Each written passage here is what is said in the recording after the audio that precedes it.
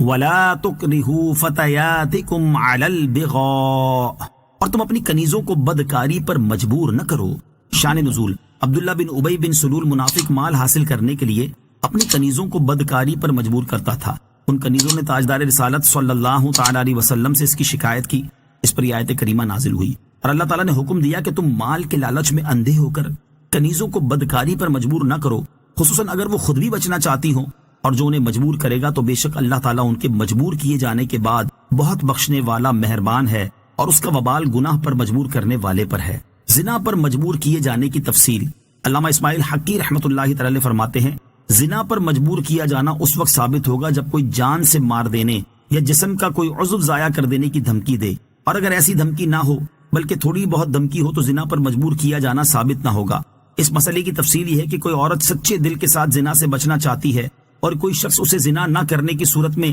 جان سے مار دینے یا اس کا کوئی عضو ضائع کر دینے یا شدید مارنے کی دھمکی دے رہا ہے، اور عورت سمجھتی ہے کہ اگر میں نے اس کی بات نہ مانی تو یہ جو کہہ رہا ہے وہ کر گزرے گا، اس صورت میں وہ زنا کیے جانے پر مجبور شمار ہوگی، اور اگر اس کے ساتھ زنا ہوا تو وہ گناہگار نہیں ہوگی۔ اور اگر دھمکی کی نوعیت ایسی نہیں بلکہ قید کر دینے یا معمولی مارنے وغیرہ کی دھمکی ہے تو ایسی صورت میں عورت زنا پر مجبور شمار نہ ہوگی اور زنا ہونے کی صورت میں گناہگار بھی ہوگی۔ عورتوں کو زنا پر مجبور کرنے والے غور کریں۔ یاد رہے کہ اس آیت مبارکہ میں جو کنیزوں کو بدکاری پر مجبور کرنے سے منع فرمایا گیا، اس حکم میں کنیزوں کے ساتھ ساتھ آزاد عورتیں بھی داخل ہیں، اور انہیں بھی زنا پر مجبور کرنا منع ہے۔ نیز زنا پر مجبور کرنا دنیا کا مال طلب کرنے کے لیے ہو یا کسی اور غرض سے، بہر صورت حرام اور شیطانی کام ہے، اور آیت کے آخر سے یہ ثابت ہوتا ہے کہ زنا پر مجبور کرنے والے گناہگار ہیں۔ اسے سامنے رکھتے ہوئے ان لوگوں کو اپنے طرز عمل پر غور کرنے کی شدید ضرورت ہے جو محنت مزدوری کر کے خود کما کر لانے سے جی چرانے کی بنا پر گھر کے اخراجات چلانے کے لیے یا اپنی خواہشات اور نشے کی لت پوری کرنے کے لیے کمینے پن کی حد پار کر دیتے